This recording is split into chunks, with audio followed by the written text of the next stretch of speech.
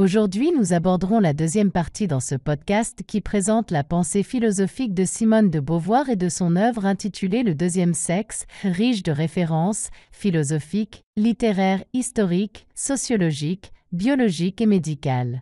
Simone de Beauvoir, excluant tout déterminisme chez l'humain, s'intéresse donc autant à l'infériorisation de la femme en tant que fait qu'à ses causes, qui ne sauraient venir de quelque ordre naturel.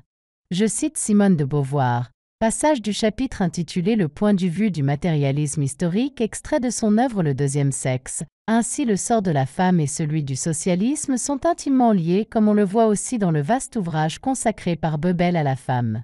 La femme et le prolétaire, dit-il, sont tous deux des opprimés. C'est le même développement de l'économie à partir du bouleversement apporté par le machinisme qui doit les libérer l'un et l'autre. Le problème de la femme se réduit à celui de sa capacité de travail.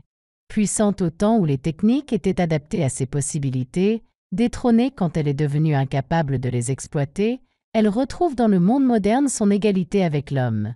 Ce sont les résistances du vieux paternalisme capitaliste qui dans la plupart des pays empêchent cette égalité d'être concrètement accomplie. Elle le sera du jour où ces résistances seront brisées. Elle l'est déjà en URSS, affirme la propagande soviétique. Et quand la société socialiste se sera réalisée dans le monde entier, il n'y aura plus des hommes et des femmes, mais seulement des travailleurs égaux entre eux. Bien que la synthèse ébauchée par Engels marque un progrès sur celle que nous avons examinée antérieurement, elle nous déçoit. Les problèmes les plus importants sont escamotés. Le pivot de toute l'histoire, c'est le passage du régime communautaire à la propriété privée. On ne nous indique absolument pas comment il a pu s'effectuer. Engels avoue même que nous n'en savons rien jusqu'à présent. Non seulement il en ignore le détail historique, mais il n'en suggère aucune interprétation. De même, il n'est pas clair que la propriété privée ait fatalement entraîné l'asservissement de la femme. Le matérialisme historique prend pour accorder des faits qu'il faudrait expliquer. Il pose sans le discuter le lien d'intérêt qui rattache l'homme à la propriété, mais où cet intérêt, source des institutions sociales, a-t-il lui-même sa source ? Ainsi l'exposé de Engels demeure-t-il superficiel et les vérités qu'il découvre apparaissent comme contingentes. C'est qu'il est impossible de les approfondir sans déborder le matérialisme historique. Il ne saurait fournir de solution aux problèmes que nous avons indiqués parce que ceux-ci intéressent l'homme tout entier et non cette abstraction qu'est l'homo economicus. Il est clair par exemple que l'idée même de possession singulière ne peut prendre de sens qu'à partir de la condition originelle de l'existant. Pour qu'elle apparaisse, il faut d'abord qu'il y ait dans le sujet une tendance à se poser dans sa singularité radicale, une affirmation de son existence comme autonome et séparée.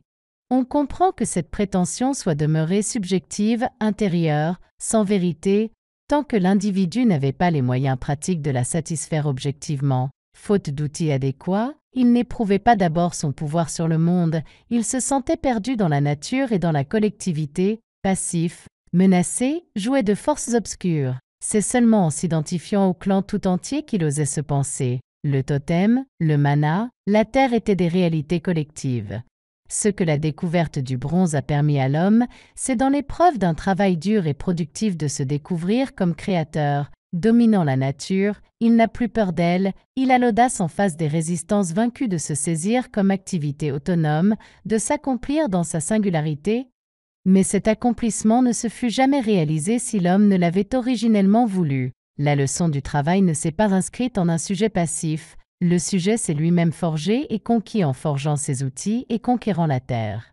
D'autre part, l'affirmation du sujet ne suffit pas à expliquer la propriété. Dans le défi, la lutte, le combat singulier, chaque conscience peut tenter de s'élever à la souveraineté. Pour que le défi ait pris la forme du potlatch, c'est-à-dire d'une rivalité économique, pour qu'à partir de là le chef d'abord, puis les membres du clan, aient revendiqué des biens privés, il faut qu'il se trouve dans l'homme une autre tendance originelle. Nous avons dit déjà au chapitre précédent que l'existant ne réussit à se saisir qu'en s'aliénant, il se cherche à travers le monde sous une figure étrangère et qu'il fait sienne. Dans le totem, le mana, dans le territoire qu'il occupe, c'est son existence aliénée que rencontre le clan.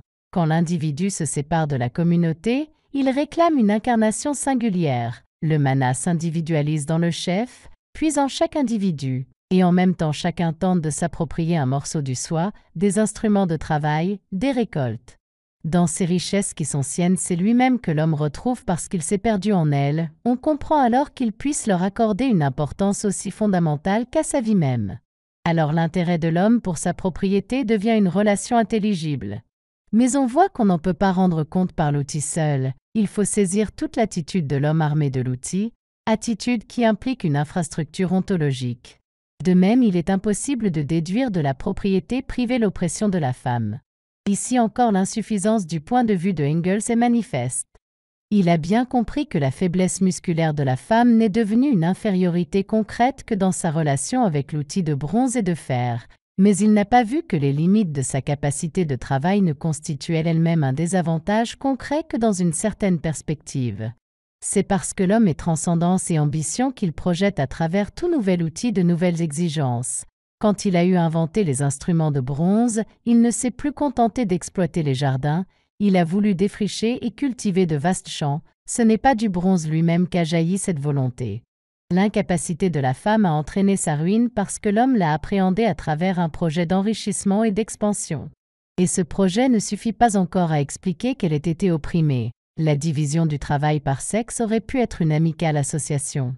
Si le rapport originel de l'homme avec ses semblables était exclusivement un rapport d'amitié, on ne saurait rendre compte d'aucun type d'asservissement. Ce phénomène est une conséquence de l'impérialisme de la conscience humaine qui cherche à accomplir objectivement sa souveraineté.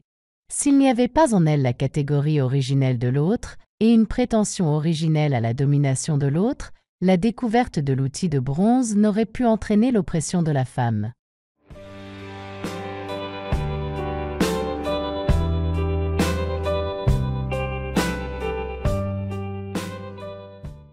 Ce podcast a pris fin.